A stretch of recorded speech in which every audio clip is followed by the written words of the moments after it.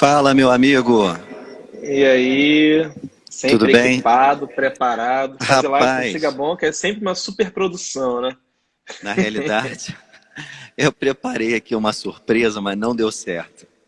Ah, é? Porque Ah, o violão, quando a gente toca o violão, junto com uma outra aham. pessoa na sala, eu descobri que ele perde muito da qualidade sonora, né? Eu estava fazendo um teste com o André e eu falei, eu vou aproveitar a sua voz, então a gente vai fazer essa live falando desse tema que é super importante, né? Botei até a Com camisinha amarela certeza. para É, estamos de prestigiar. amarelo, né? É, e eu quero dar o boa noite aí e agradecer pelo convite que você fez. Boa noite a todas as pessoas.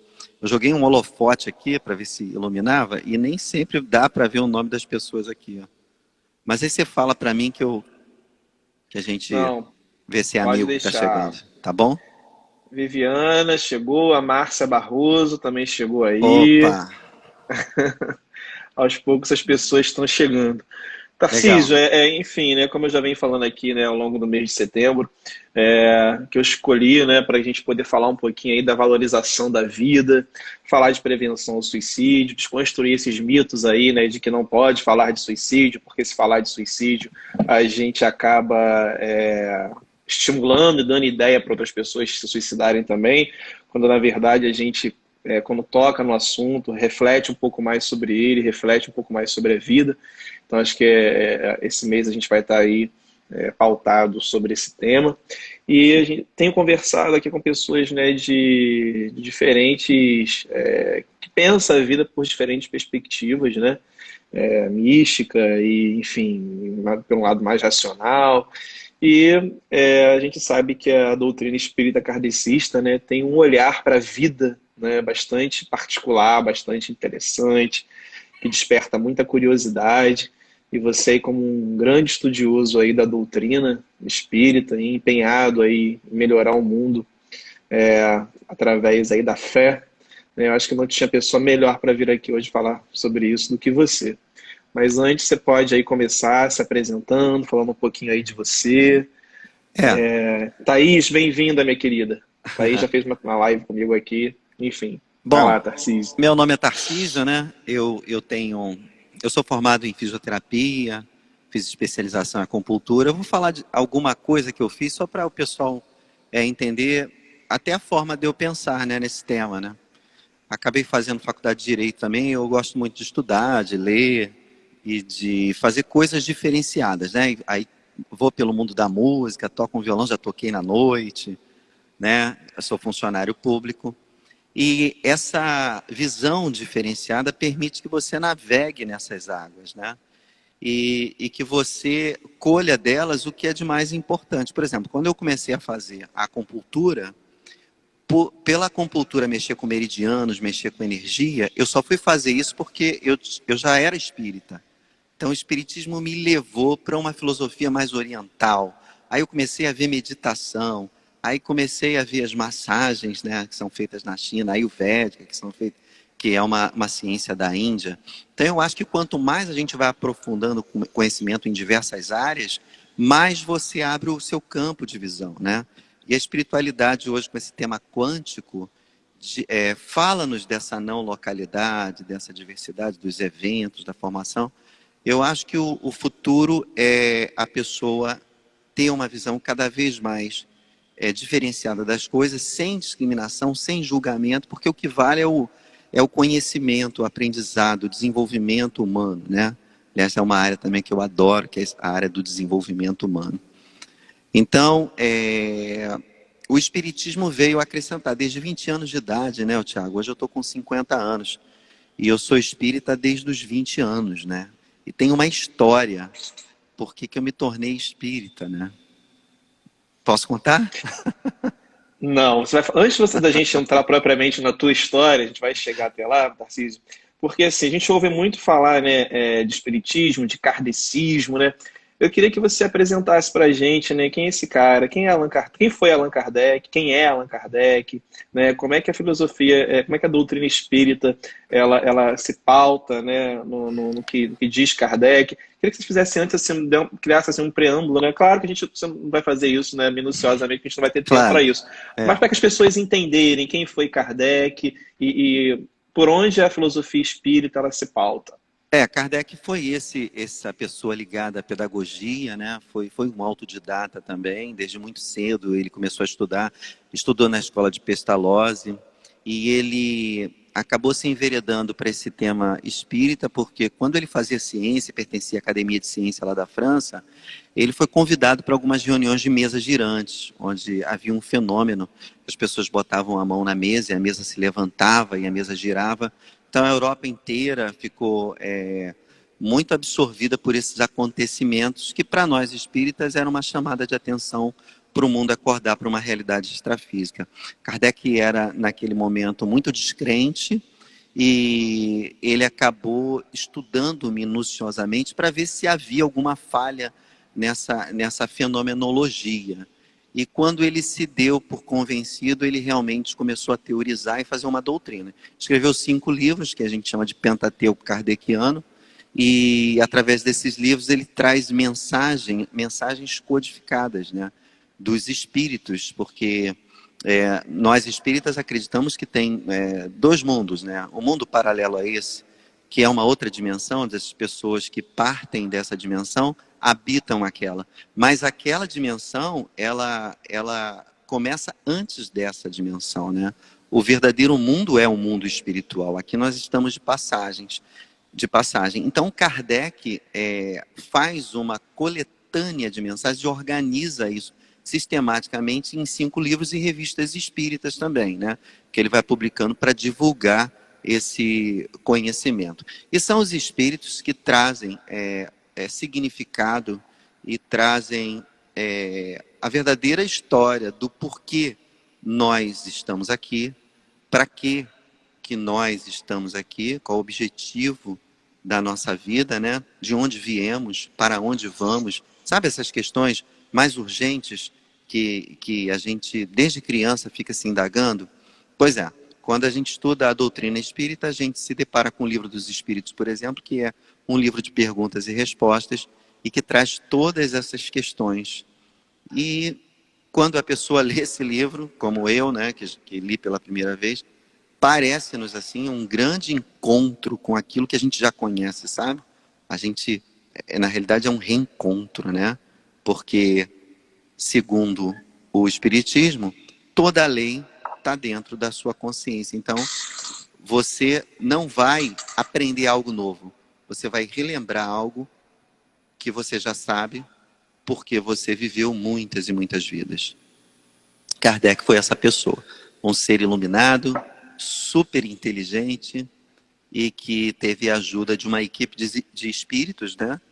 De Skoll, né? São espíritos superiores, que trouxeram ao mundo a terceira revelação. A primeira revelação foi a revelação de Moisés. A segunda revelação foi Jesus Cristo com o Evangelho, que ele traz para a gente, e a sua prática de vida. E a terceira revelação, Kardec traz através dos seus livros e revistas, explicando tudo aquilo que não foi explicado na época de Cristo, quando ele fazia os seus milagres, quando ele contava-nos sobre a problemática humana através de parábolas. Muita gente acabava crendo em Jesus pela fé e pela força e autoridade moral que ele tinha, mas não sabia o que tinha por trás daquilo, né? Então, Kardec, com a doutrina espírita, vem revelar esse segredo. Por isso, a terceira revelação. Quando eu estudei numa escola, quando era criança, né, e a diretora da escola era kardecista, né, e eu lembro que todas as quartas-feiras ela colocava a gente em forma e colocava a oração de São Francisco, né. Eu sempre achei aquilo tudo muito bonito, mas não entendia, né, muito bem. Tanto é que hoje eu comecei aqui a live colocando, né, esse som aí da oração de São Francisco. E isso me remete a uma questão, né, que Brecht dizia, né, que tempos são esses em que a gente está precisando aí difundir o óbvio. E eu vejo várias obviedades aqui nessa letra, né, nessa letra aqui essa oração de São Francisco de Assis, né, que ela já começa, né, dizendo assim: Senhor, fazei-me um instrumento de vossa paz, né, Onde houver ódio, que eu leve o amor. Onde houver ofensa, que eu leve o perdão. Onde houver discórdia, que eu leve a união. Onde houver dúvidas, que eu leve a fé. É pautado no amor, no perdão, na união, na fé, que eu acho que são coisas que a gente vem desaprendendo enquanto humanidades e que a partir daí a gente vai conseguir a explicação para o caos, né, que a gente para os diversos caos que a gente vem aí observando no mundo, não só no Brasil, né? E quando você está nessa informação aí, né, de que há um conhecimento prévio, de que a gente está se reencontrando, né, essa oração convida a gente a se visitar intimamente e a partir daí transformar o nosso espaço, né? Quando ele fala, né, fazer com que eu procure mais perdoar. Preciso perdoar para ser perdoado, preciso amar. Que é o óbvio, né? É óbvio falar isso, né? Volta a Brecht, né? Quando fala da questão de reverberar o óbvio, mas é muito isso aí, né? A sensação que tem às vezes é que a gente está meio que perdendo o sentido, né, e a força que essas palavras têm para transformar o mundo, né? E eu acho que isso aí na filosofia espírita, a partir aí dessa letra aí, né, e é morrendo que se vive, né? Esse morrer, não necessariamente essa morte física, né? Esse morrer de deixar algumas coisas irem para que outras possam chegar, né? Às vezes até a gente precisa ir para poder saber como voltar, né? Então, assim, eu acho que a tua história, tô fazendo esse preâmbulo porque eu sei que você passa por aí, né, para se reconstruir dentro dessa questão do espiritismo. E aí, como é que você encontra esse lugar? De que modo essa doutrina aí, ela transforma, porque a gente, seja lá, como você colocou aí, né? Eu tenho um modo de pensar, você tem outro modo de pensar, e eu acho que a vida precisa ser observada a partir de diferentes perspectivas para a gente poder chegar ali e entender, não, eu vou por esse caminho aqui a partir de mim, né? Então, assim, acho que é importante ouvir, e acho que toda transformação deve ser propagada, deve ser, né, enfim, né, divulgada para que a gente possa se entender a partir dela também. A partir do seu encontro também me encontro. E como foi o seu encontro com o Espiritismo?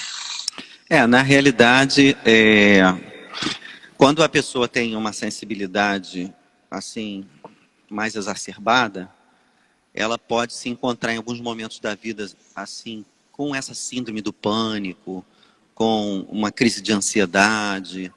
Isso pode ter a ver com algo interno dela, com os pensamentos que ela tem, mas quando a pessoa tem mediunidade, ela acaba captando determinadas ondas ou vibrações que são externas. Isso tem uma identidade, isso tem uma história. Sabe quando você está assim, com uma folha de papel na mão e parece que vem uma ideia na sua cabeça? Dependendo da ideia como vem na sua cabeça, ela pode ser uma ideia com bastante desarmonia, ou pode ser uma ideia com bastante sentido e uma ideia de fundo evangélico. E aí isso vai te dar alegria, vai te dar tristeza, ou vai te dar ansiedade, ou vai te dar raiva, ou vai te dar isso. Então o médium, ele tem essa característica de captar. E quando ele não tem educação, né, quando ele não entende bem o que está acontecendo, ele entra num profundo desequilíbrio. E foi aí o meu encontro. Quando eu tinha 20 anos de idade, comecei a escutar vozes, né? Eu estudava lá na faculdade Suan, de Bom Sucesso, e eu ficava num quarto andar assim. De repente eu olhava para baixo e tinha uma voz que dizia: pula logo daí, acaba logo com isso. Era bastante nítida essa voz. Só que eu falava: bom, mas isso não sou eu que estou falando, alguma coisa na minha cabeça está falando, ou eu sou duas pessoas, sabe? Então eu fiquei naquela confusão. A partir daí houve uma eclosão, a gente chama de eclosão mediúnica. E eu fiquei em conflito, eu começava a chorar, eu não sabia o que estava acontecendo, achava que estava ficando maluco. Aí fui ao médico, ele me receitou um monte de vitaminas para o cérebro, uma suplementação para o cérebro, antes, é claro, de entrar com a medicação pesada, né? Porque os médicos acreditam que quando a gente tem algum distúrbio psicológico, pode ser por falta de minerais, por exemplo, ou um conjunto de suplementos que alimentam os neurônios. Então ele começou a me dar isso, mas não fez efeito. E uma pessoa que era de um centro de Umbanda pegou na minha mão nessa época e ela meio que parece que tomou um choque, sabe? E fez estribuchou assim no chão e falou que eu estava com uma carga muito pesada. E eu fiquei com medo daquilo. Eu falei, que é isso? Eu tô com algum demônio no corpo? E eu fui aprendendo aos trancos e barrancos. Foi para lá no Leon Denis, que é o centro espírita em Bento Ribeiro. Aí lá, quando eu pensei que tudo ia se acalmar, o altivo era vivo, era um médium super importante, né, na época, e era médium de um médico alemão, né, recebia um médico alemão e receitava homeopatia e fazia aconselhamentos e tal. Ele falou, você é médium. E quando eu pensei que tudo ia se resolver, tudo piorou, né? Tudo piorou porque aí abriu a mediunidade. Comecei a ver, aí comecei a escutar, mas aí fui me controlando. E descobri no decorrer do tempo que a educação evangélica é o melhor remédio para o controle da mediunidade, né? Eu sei que a gente não entrou ainda no tema suicídio, mas muitas das pessoas que têm pensamentos controversos ou desequilibrados, que levam a ideias que não são muito boas, elas podem provocar internamente isso ou pode ter influência externa. A educação evangélica é o remédio para a gente realmente nos controlar, porque aí Jesus ensina humildade, ensina paciência, ensina resignação, ensina devoção a um Deus único e poderoso, né? Ensina ser manso, ser pacífico, sabe? Então, quando você aprende isso, mas aprende de um modo prático, frequentando talvez um lugar onde as pessoas praticam isso, aí você começa a controlar, porque os pensamentos que vêm na nossa cabeça, quem é médium, às vezes eu escuto um palavrão, né? Então eu tenho um diálogo interno. Parece até que eu sou esquizofrênico, né? Mas ninguém sabe disso, só eu que sei. Então vem um pensamento na minha cabeça e eu converso com ele, com esse pensamento. E aí eu resolvo o problema, entendeu? Às vezes é um pensamento dizendo que eu sou uma pessoa estúpida, aí eu digo, mas eu sei disso, eu tenho certeza, me conta uma novidade, né? Então você vai dialogando e você vai deixando para lá, você vai aquietando e tal, e isso vai conviver. Quem é médium, quem tem sensibilidade, vai conviver com isso o resto da vida, né?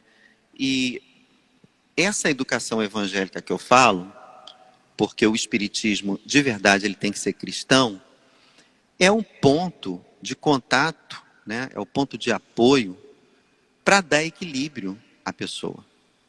E ela não pode mais deixar de rezar nessa cartilha. Porque senão ela se desequilibra de novo. Entendeu? Então o meu encontro com o Espiritismo foi forçado. Você veja só que nessa época, 20 anos, o Partido dos Trabalhadores estava acontecendo, né? Estava começando a acontecer, eu fazia parte disso. Aí eu li Marx, li Trotsky, li Lenin, comecei a ver as histórias de Stalin, comecei a navegar pelo oceano do socialismo, do comunismo, e me dizia marxista, né? Marxista, e com toda aquela dialética marxista, e eu era até um pouco soberbo, né? Porque acreditava que tinha descoberto a pólvora, né? A solução para todos os conflitos humanos. Uma vez, quando eu estava lendo Allan Kardec, e ele diz lá em uma das suas perguntas que a diferença entre ricos e pobres ainda é necessária, né? Não pode ser diferente, simplesmente porque as pessoas são diferentes. Isso fez eu ficar louco, porque o marxista não pensa assim, ele acha que tem que haver uma divisão de riqueza igualitária e tal, só que como as pessoas são diferentes, produzem coisas diferentes, tem uma meritocracia espiritual nisso tudo, é claro que uns vão ser mais bem-sucedidos do que outros, porque eles conquistaram isso e não foi só em uma reencarnação, foi em várias reencarnações, né? Então a gente vê às vezes pessoas nascendo com aquilo para a lua, né? E você fala, não trabalhou, não fez nada. Mas quem somos nós para julgar o mérito espiritual que aquela pessoa tem de estar naquela posição, né? Quem somos nós para saber qual o sentido que tem aquilo para o conjunto da sua família ou da sociedade onde essa pessoa mora e que ela nasceu assim porque tem que acontecer alguma coisa que vem dela para promover, então por isso ela veio mais rica, ela veio com mais habilidades e tudo mais, né? Então tem muita coisa por trás do materialismo que os materialistas acabam ficando num lugar muito comum e acabam não transcendendo, né, nessa experiência. Então é por aí. E se tu deixar eu falar, eu vou falando, hein, Thiago? Vou parar de vez Não, em mas é quando. que eu tô aqui para ouvir. É, existe, né? Quem gosta da vida, né, tem vontade de permanecer nela para sempre, né? Essa ideia a ideia de imortalidade nos é muito interessante, né? Saber que você nunca vai se desintegrar seria muito bom. Eu adoraria, porque eu gosto muito de estar vivo, e acredito que os que estão aqui também. Então a gente é muito apegado a essa questão, né? A gente, na verdade, confunde até pena de morrer com medo de morrer, né? Às vezes que a maioria das pessoas não tem medo de morrer, elas têm pena de morrer, né? Pena de não poder encontrar algumas pessoas, pena de não poder mais, enfim, circular em ambientes que já estão acostumados. Então as pessoas não têm muito medo de morrer, acho que elas têm pena, né? E a filosofia espírita tem essa questão aí do retorno, né? E é muito interessante também essa ideia de poder voltar, né? Para quem gosta de estar aqui. Outros não, né? Querem ir ficar em definitivo onde estão. Mas ao mesmo tempo, isso, à luz da razão, né? Isso parece ser uma viagem mesmo para a gente poder aprender a lidar com o fim, porque lidar com o fim é muito doloroso. Todo processo de rompimento ele é muito complicado. Rompimento com tudo, né? Do relacionamento amoroso, do emprego dos sonhos, né? Romper é muito difícil. Então, quando alguém te diz assim, olha só, fica tranquilo que você volta, oba! Então, assim, isso meio que dá uma massagem no ego do ser humano, né? Então, mas quando a gente vai para o campo da razão, a gente vê que talvez isso não seja possível, né? Vinícius de Moraes falava, ninguém vive mais do que uma vez, né? Então deixa, é o que ele dizia. É, a ciência, de algum modo, ela alcança essa questão aí do espiritismo. A gente tem provas aí que sustentam essa tese de que existe esse universo paralelo, porque eu sei que a filosofia espírita busca essa questão com a ciência, né? Tem uma questão aí. É, e aí? A gente A, tem a forma de filosofia entender isso aí? tem. Na realidade, a doutrina espírita busca esse elo entre ciência, filosofia e religião. Agora, a ciência, como as pessoas estão acostumadas a ver, né, a ciência biológica, a química, que é uma coisa mais matemática, de experimentação do fenômeno, repetir fenômeno e fazer com que ele se estabeleça dentro de um quadro prefixado, né?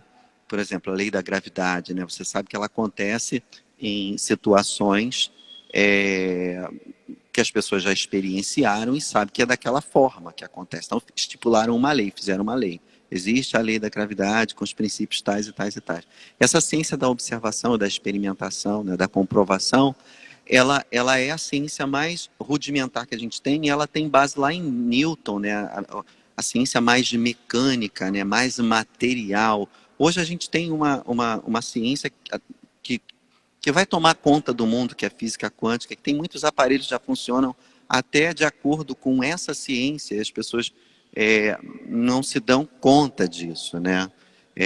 O fenômeno das possibilidades infinitas que se tem da realidade em dimensões diferentes de propagação dos eventos, o fenômeno da não localidade, da consciência que não está na matéria, está fora. Isso são tudo temas abordados pela física quântica e o espiritismo, antes de mergulhar nesse tema, porque agora tem muitos espíritas que estão estudando a física quântica para poder embasar o que já vem acontecendo, antes deles começarem com isso, eles já faziam experimentação. Só que ela é diferente da ciência como a gente vê, né? Por exemplo, um espírito, ele não poderia obedecer uma ordem que a gente, olha, eu quero que vou fazer um ambiente assim, assim, assim, e você aparece toda hora que eu tiver essas condições aqui, como você faz numa ciência mais clássica, mais newtoniana. Por que o espírito não apareceria nas mesmas condições? Por causa do livre-arbítrio dele, da vontade dele. Então, a gente depende de outros fatores para um fenômeno espírita acontecer. Mas é claro que a pessoa que ela quer ver, às vezes eu fico observando pessoas que falam assim, não acredito nisso não. Eu não preciso que a pessoa acredite nisso para eu ser feliz com a minha crença, porque eu passei por situações que agora fica muito difícil eu voltar atrás. Por exemplo, fenômeno de materialização. Lá no Frei Luís tinha um médico alemão que se materializava, muita gente viu o médico, né? Eu conheço o fenômeno de materialização. Tem um médico, agora eu esqueci o nome dele, que é professor da UFRJ, que ele estuda o fenômeno de materialização, ele escreve livros sobre esse fenômeno e tal. E quem quiser e estiver disposto a ver um fenômeno como esse, é um fenômeno que não tem como você dizer que não tem um espírito, porque do nada se materializa uma pessoa e ela faz lá curas, né, dentro de uma sala, de uma câmara, né, que eles chamam, com uma proposta de fazer um atendimento a pessoas doentes, por exemplo, né? Fenômenos como o de médiuns que acabam através de um espírito fazendo uma incisão na pele da pessoa, e a pessoa não sente dor, faz analgesia, faz hemostasia, não sai sangue, e faz asepsia, não infecciona, né? Médios que têm essa característica. O fenômeno da psicografia, que é um fenômeno onde pessoas que já se foram voltam através de um médium contando coisas que nem o médium sabia, mas que só os parentes estão recebendo aquela carta sabia. Então, tem gente no Brasil, que o Brasil é um celeiro de médiums, né? Fazendo cada fenômeno que a gente não acredita. Então, sinceramente, a gente não está mais naquela fase de será que existe, será que não existe? É só você se dar a oportunidade para participar de um episódio como esse, como tem no NEAM aqui, no Recreio, do Fernando Ben, que até teve um escândalo dele, mas uma coisa não tem nada a ver com a outra, né? A capacidade mediúnica pode ser influenciada pela moral ou não, mas o fato é que isso é uma habilidade, é biológica da pessoa, poder se comunicar e trazer mensagem de diferentes modos para as outras pessoas, né? Isso é uma habilidade, é um dom que a pessoa tem, né? Mais desenvolvido. Então, se nós quisermos, se nós estivermos dispostos a ver uma coisa como essa, a gente tem condições, porque isso está espalhado pelo mundo de uma forma assim gritante. Mas eu acho que as pessoas sabem que quando se depara com um fenômeno como esse, ela começa a fazer lucubrações, começa a fazer reflexões da sua própria vida e ela é convidada a fazer uma mudança. Porque detrás dessa fenomenologia existe uma filosofia, né? Uma filosofia que a pessoa entendendo, ela fala, meu Deus, então não posso mais comportar como eu me comportava. E a gente foge muito das mudanças, né? Não há como você ter um contato com o espírito, como eu já tive, né, um médium, falar coisas da minha vida pessoal que o médium não sabia, e depois ele me dá um conselho, não há como eu não fazer aquilo que ele está falando, né? Porque ele sabe tudo.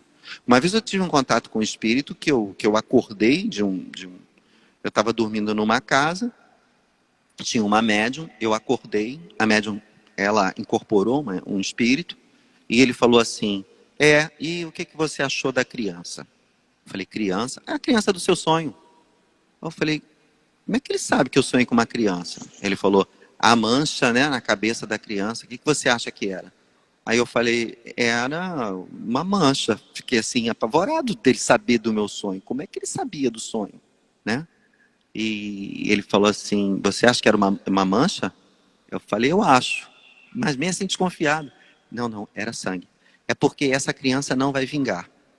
Quer dizer, ele estava falando que eu sonhei com uma criança que ia nascer, mas ela não ia vingar, ia haver um aborto. Então, os mundos eles estão entrelaçados e há uma comunicação entre seres que nos assessoram, nos ajudam a viver uma vida melhor aqui. E o que mais a espiritualidade quer é provocar essa comunicação e estar nas nossas vidas de uma maneira mais real, mais produtiva, mais eficiente, porque a gente tem verdadeiras falanges a serviço de Jesus do outro lado, que querem direcionar a nossa vida para que a gente não cometa erros. Erros que a gente vem cometendo há várias reencarnações, viciações que a gente não abandona e a gente cai no mesmo erro. E quando a gente volta, né, para a Terra, porque nossa verdadeira pátria é a espiritual, a gente sabe disso tudo quando a gente desencarna, mas a gente esquece quando encarna. E quando a gente volta para lá, se a gente não fez o exercício de casa, a gente chora e lágrimas assim de sofrimento correm na nossa face. Então, é dar uma oportunidade para esse novo, né? É dar uma oportunidade para conhecer esse mundo, para ver se é verdade, se não é. As pessoas, infelizmente, buscam Deus assim muito na dor, né? E aí muita gente muda. Bom, faz parte. A pessoa escolhe. Eu quero esperar a dor para mudar. Eu quero mudar antes de ter a dor. Aprender com a dor dos outros para não sentir primeiro a dor. E o mundo é rico. O mundo é rico de coisas, né? Para a gente aprender. Tarcísio, chega uma pergunta aqui com relação aos guias de Umbanda, né? Que são os pretos velhos, os próprios os Exus, né? Que Exu a gente chama de Exu é orixá do Candomblé, né? São os catiços, o Candomblé chama de catiços de Umbanda, né? Aham. Enfim, né? O povo de rua, vamos dizer assim. A Érica pergunta, né? Eles participam desse momento aí, eles podem ser considerados, estão nessa falange de Jesus, porque imagina povo de rua que bebe cachaça, tá gargalhada na falange de Jesus. Então, assim, como é que você. A relação entre esse universo da Umbanda com a filosofia espírita, ou não? Ou já é mistura demais? Tiago, eu não sou um espírita ortodoxo, não. Eu, inclusive, bebo de diversas fontes. Você até uma vez me emprestou um livro que eu gostei muito, né? Que foi Os Mitos Nagôs Revelados. Eu sempre dou espaço para entender um pouco a cabaça da existência. Lembra desse livro que você me emprestou uma vez? Claro. É. Uhum. Então, o que que acontece? Quando a pessoa tem uma estrada, assim, dentro do espiritismo, e se ela é médium, cara, ela fica em contato com tanta coisa assim louca, que ela fala, não dá para eu rezar só numa cartilha. Não que Kardec não tinha dito sobre a diversidade e sobre uma ordem hierárquica de espíritos. Ele disse, mas não deu para dizer tudo, né? A revelação espírita, ela vem evoluindo, ela é dinâmica, ela não é estática. As pessoas veem, Chico Xavier, por exemplo, ele falou sobre o mundo espiritual através de André Luiz, assim, de uma forma tão mais aberta do que o Kardec, que ele passa a desenvolver mais a doutrina sobre uma ótica que a Kardec ainda não tinha desenvolvido. Então, esses Exus, eu mesmo, como médium, já se aproximou de mim, já, né? Eu sou médium de incorporação também, e eu faço desdobramento, né? Projeção astral.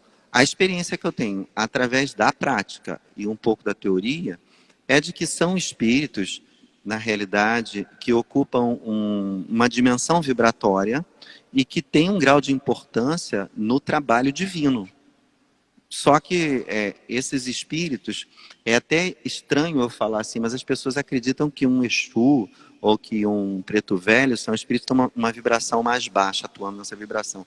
Eu tenho algumas dúvidas em relação a isso, né?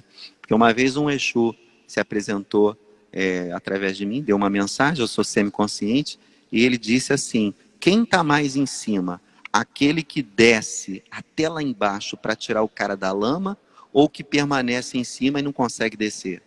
Quem está mais, assim, nessa referência hierárquica, né? Quem é que... Porque a referência hierárquica não é a posição que o espírito ocupa temporariamente dentro de planos espirituais, mas sim a capacidade que ele tem de ajudar os outros. Então, quem faz mais bem? Esse é o mais evoluído, né? Os Exus, eles são os soldados, né? Eles são a escolta, né? Os PMs, né? A polícia do astral, né? Os agentes karmáticos. Então, eles têm essa linguagem, né? Para quem já está acostumado a ver, essa linguagem mais coercitiva. Se bem que quando a pessoa não está devendo muito, o Exu conversa de igual para igual e respeita bastante, porque ele é como se fosse um delegado olhando para alguém que sempre respeitou a lei, né? Então ele vai olhar para a pessoa e vai tratar com dignidade. Mas quando ele percebe que a pessoa deve, que a pessoa está fazendo muita besteira e está adquirindo dívidas na vida dela, ele vem com toda a força porque ele tem autorização divina para isso, né? Para ele, inclusive, corrigir a pessoa, né?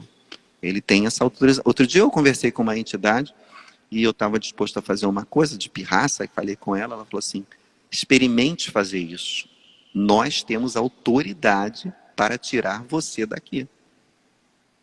Então você experimente a fazer isso. Nós temos autoridade. Mas uma pessoa que estava fazendo algo parecido, eu falei, mas ele está fazendo algo parecido. Ele ainda pode. Você não pode. Nós estamos observando. Então, quer dizer, tem algo por trás dessa organização divina que a gente ainda não conhece. É uma verdadeira sociedade feita de castas diferenciadas, pessoas com autoridade diferenciada, que age na nossa vida como um juiz age, como um delegado age, um policial age, um padre age, um governador age. Os espíritos são assim. Eles têm funções diferenciadas. Assim que eu vejo os Exus. Então, salve o povo de rua, né? Salve. Antes de eu entrar nesse tema que a gente vai, que por isso nós estamos aqui, né? Essa música do Gonzaguinha, né? O que é, todo mundo para nessa questão, né, de viver, não ter vergonha de ser feliz. Eu nunca consegui focar nesse estribilho aí famoso, né? De viver, não ter vergonha de ser feliz. Eu sempre me impactou nessa letra, né? São as indagações que ele faz a respeito do que é isso, né? Quando ele fala, né? E a vida? E a vida o que é? Diga lá, meu irmão. Ela é a batida de um coração, ela é uma doce ilusão. Eu adoro pensar que a vida é uma doce ilusão, como um bom pisciano, né? Eu gosto de mentiras sinceras, me interessam. Então, assim, e ele continua, né? E a vida, ela é maravilha ou é sofrimento? Ela é alegria ou lamento? O que é, meu irmão? E aí ele começa a indagar, né? Há quem fale que a vida da gente é um nada no mundo, é uma gota, é um tempo que não dá um segundo. Mas há quem fale que é um divino mistério profundo, que é o sopro do Criador numa atitude repleta de amor. Você diz que é luta e prazer, ele diz que a vida é viver. Ela diz que o melhor é morrer, pois a amada não é e o verbo é sofrer. Dentro dessa cosmogonia espírita, eu fico vendo vários espíritos falando assim, né? Um diz para você ir para um lado, outro diz que é para ir para outro, né? Eu acho que o Gonzaga está no momento de um transe aqui, né? E aí ele diz assim, bem, eu só sei que confio na moça, né? E na moça eu ponho e é sugestivo confiar na moça, né? E na moça eu ponho a força da fé. Somos nós que fazemos a vida como der ou puder ou quiser. E aí ele termina, né? Sempre desejada, por mais que esteja errada. Ninguém quer a morte, só saúde e sorte. Eu quero parar por aqui porque eu acho que é o nosso ponto, né? Ninguém quer a morte, só saúde e sorte, que me parece que suicídio está muito mais relacionado à não conformidade com o problema do que à não conformidade com a vida, né? É uma dívida, é uma desilusão amorosa, é o emprego que você perdeu, é a dificuldade de caber. Artista tem a dificuldade de caber, a gente tem muitas notícias de suicídio de artista, porque ser artista é ter uma sensibilidade acima do normal e sentir muito dói, né? Ainda mais quando você não consegue resolver. E aí a gente tem essa questão, né, de resolver o problema indo embora, mas com vontade de ficar, porque ele diz isso lindamente, né, que ninguém quer a morte, só saúde e sorte, porque de fato é isso que a gente quer, né? E como é que a filosofia espírita vê essa questão aí do suicídio, né? De que modo a filosofia encara isso? Não há morte, não existe morte. A gente vive, as pessoas falam, se vive várias vidas. Não, a vida é uma só. Você tem vários ciclos na sua vida. E a morte seria a interrupção, né, de um ciclo da tua vida. Infelizmente, a pessoa que é suicida, ela desconhece essa realidade. Por isso ela pratica, porque a vontade dela é terminar com aquele ciclo definitivamente e apagar para sempre toda a memória de caos que ela tem dentro dela. Mas que decepção é quando ela percebe que ela vai para um outro plano e ela continua viva e distante das pessoas que ela poderia estar fazendo alguma coisa e agora não pode mais. Porque tem muitas pessoas que se suicidam porque, sei lá, perde o emprego e aí não pode sustentar a família. Né? E aí fala, ai meu Deus, eu não aguento ver meu filho sem comer e tal, eu vou me matar, porque aí eu acabo com esse negócio.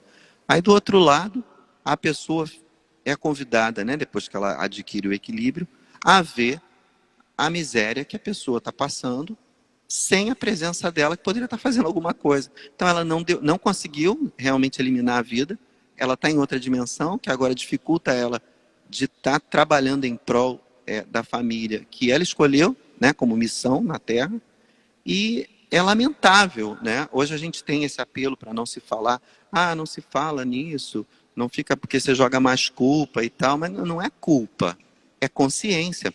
A gente só deixa de fazer uma coisa que é ruim quando a gente tem consciência de como é ruim aquela coisa, né? Quando a pessoa não tem consciência, por exemplo, as pessoas falam de beber Coca-Cola, né? Assisto o Laí Ribeiro falando do pH da Coca-Cola, que é extremamente danoso ao corpo. A gente deveria beber 20 e tantos copos d'água para poder trazer o pH do corpo ao normal depois que bebe um copo de Coca-Cola. Sabendo disso, a pessoa, e cientificamente provado, a pessoa não vai beber mais Coca-Cola. E se ela beber, ela bebe com a sua responsabilidade, com a sua consciência de que tem um dano agora que ela provoca a ela mesma. Isso agora vira consciente.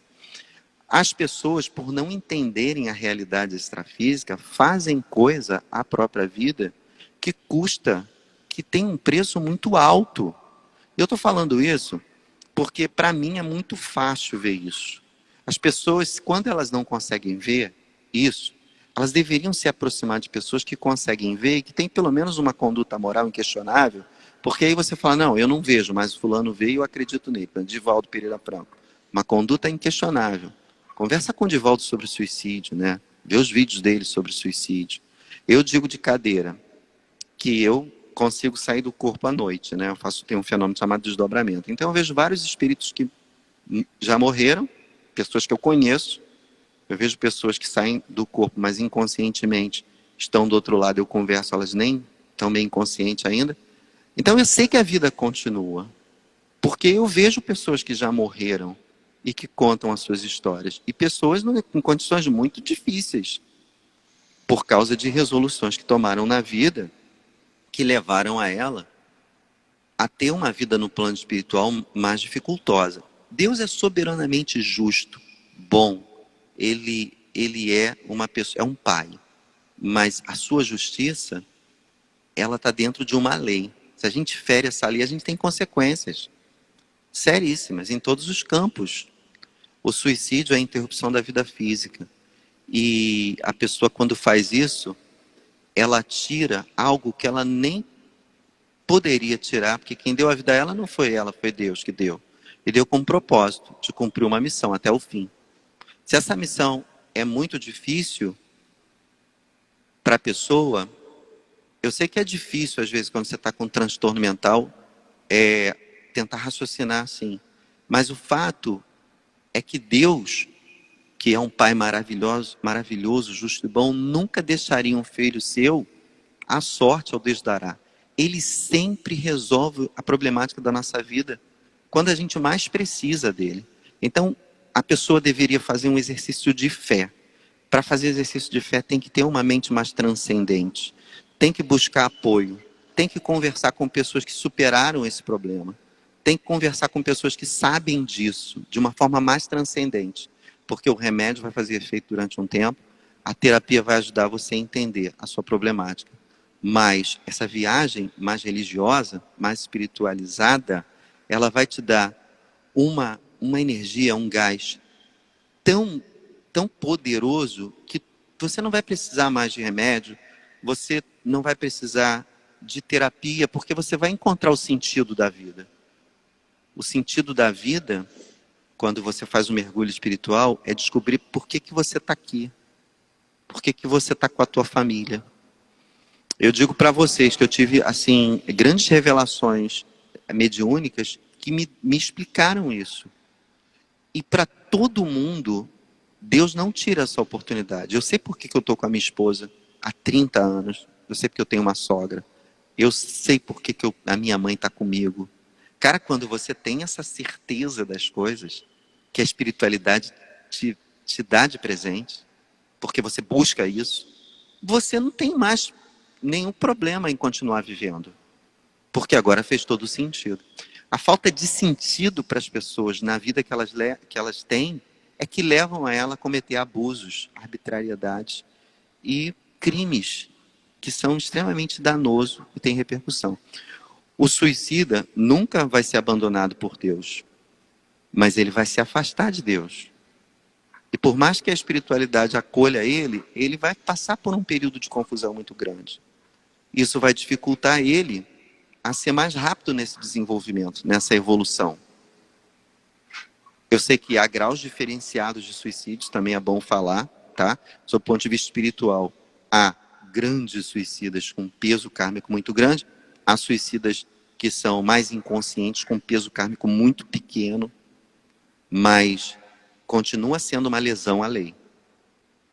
Parece duro o que eu estou falando, né, Tiago? Porque as pessoas fogem de falar sobre essa realidade, né, de chamar a atenção. Então, eu estava numa palestra, numa conversa, né, dessa que eu faço com o grupo, e as pessoas têm essa coisa de, você tem que perdoar, você tem que entender, você tem que ser indulgente, tal. Então não fala nada não.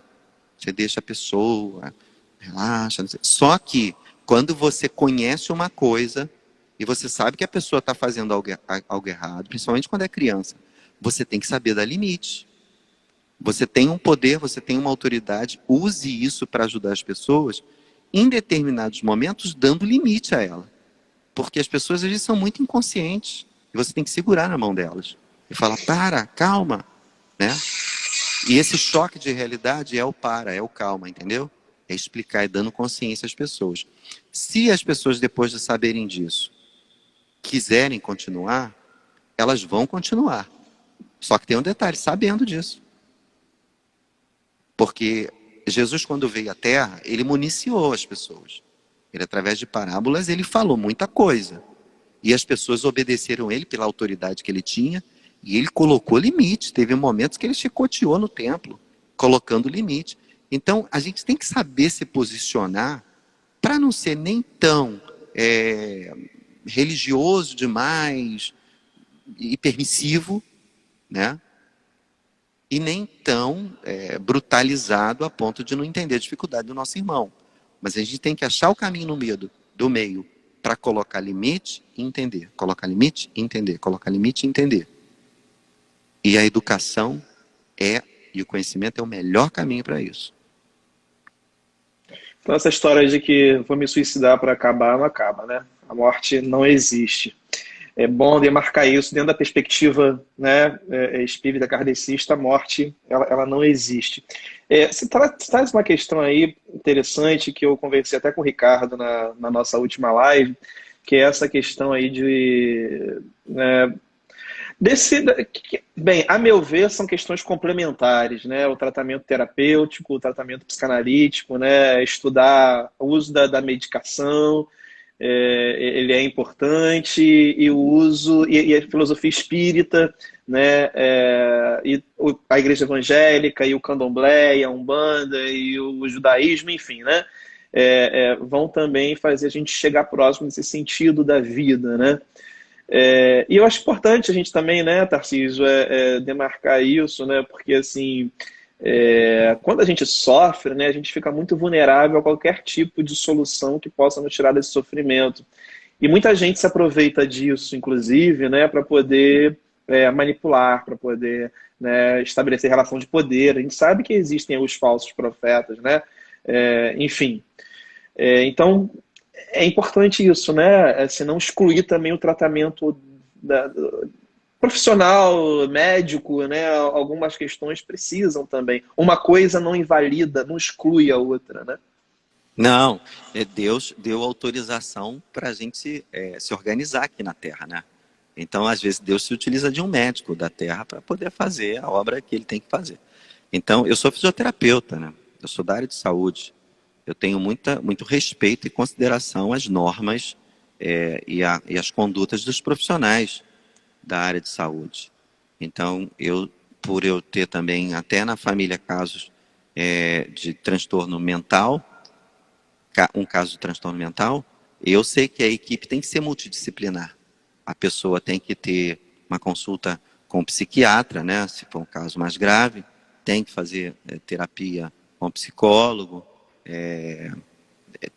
na minha opinião, a pessoa devia fazer muita coisa, né? Devia fazer homeopatia, deveria fazer acupuntura, deveria fazer floral, que agora está, eu acho assim muito interessante a É a história do próxima floral. live sobre floral. Porque eu tenho amigas que fazem floral, né? Uhum. Todas elas são espiritualizadas, né? Porque você tira das plantas uma energia que tem toda uma história psicológica dentro da energia também, né? Eles estudam Jung, é, esses comportamentos né? Através de sonho, né? A essência não, a energia da planta, né? Manipulada e feita naquele vidrinho com água, né? Então aquilo ali tem um papel importante num corpo sutil da pessoa, né? Tem uma história meio metafísica, meio espiritual do floral, como tem também na homeopatia, né? Como tem uma história assim na acupuntura, né? Porque a gente trata de um corpo que é o etérico, né? A acupuntura não trata de um corpo de carne e osso, ela trata de meridianos de energia.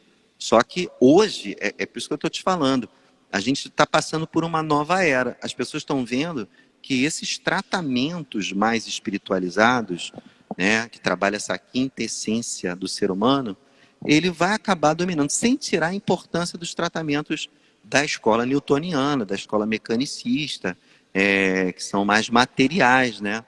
Porque quando você conversa com Preto Velho, por exemplo, você está fazendo um trabalho espiritual dentro de um corpo ali, emocional, que vai acabar eclodindo no físico e melhorando uma patologia qualquer, né? Quando você faz um trabalho com floral acontece isso, com acupuntura acontece isso, mas quando a doença está instalada no físico, você às vezes precisa de uma cirurgia, alguém que corte a pessoa, né? Alguém que faça uma incisão e retire o câncer, sei lá, ou algum tipo de problema lá que ela tenha, né? Então, a alopatia é uma medicação que atua bioquimicamente, ela é super importante. Mas o fato é que a gente vai descobrir que muitas coisas a gente consegue evitar. As doenças crônicas, por exemplo, os indianos estão bastante na nossa frente, né? O pessoal do Oriente, porque eles têm práticas preventivas, a yoga, por exemplo. Então, quando eles vão harmonizando esse corpo mais sutil através da meditação e dessas práticas de yoga, eles acabam controlando internamente o corpo a ponto de não ter doenças crônicas. Por exemplo, hipertensão, diabetes tipo 2, problema com artrite, né, artrose, degeneração, são tudo doenças crônicas que vão se instalando pelo modo de vida que a pessoa tem. Quando você começa a partir para uma espiritualização, né, você começa a conviver com pessoas que têm modo de vida mais espiritualizado e mais condizente com a lei da natureza em relação ao respeito ao corpo. E aí você combate as doenças futuras, sabe? Nós estamos passando por um momento de união do Oriente com o Ocidente. Então a gente está adotando essas práticas. Eu vejo no YouTube, vejo pessoas agora da yoga, né? Pessoas que estão nesse mundo coach. E o mundo coach ele está indo lá para a Índia, né? Está bebendo da fonte da Índia, porque eu sigo o Tony Robbins, que é o coach dos coaches, né? E ele vai lá beber dessa fonte de como é que é o comportamento das pessoas do Oriente que levam a eles a terem resultados estranhos, né? Como, por exemplo, controle da dor, né? Como técnicas de cura através da mão, sabe?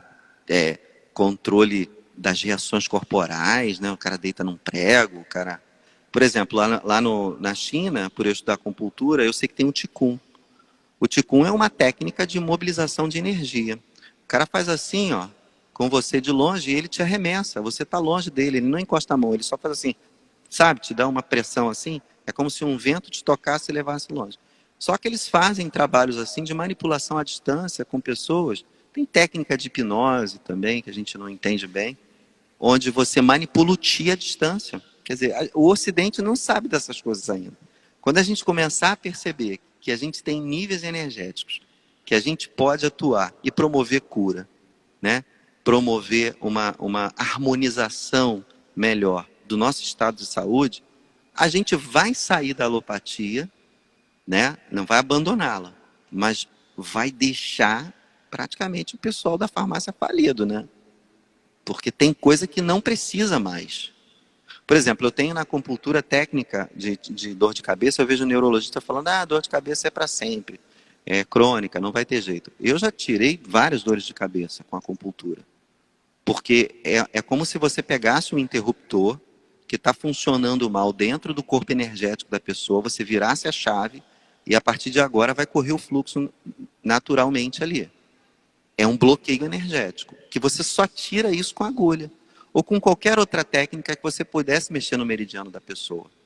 Aí você taca remédio, remédio, remédio, remédio, você está atuando no corpo físico.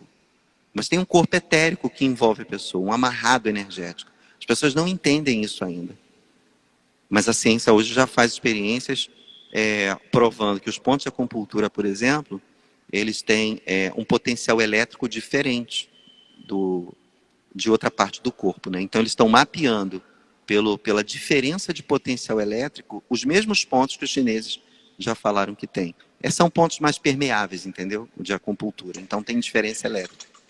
Sim, eu tô falando isso assim, né? Que bom, não, acho que isso é fantástico aqui, aprendendo, né? Acho que esses encontros, as inovações, acho que são importantes, mas eu tenho um caso na família, sabe, Tarcísio, assim, de transtorno mental, né?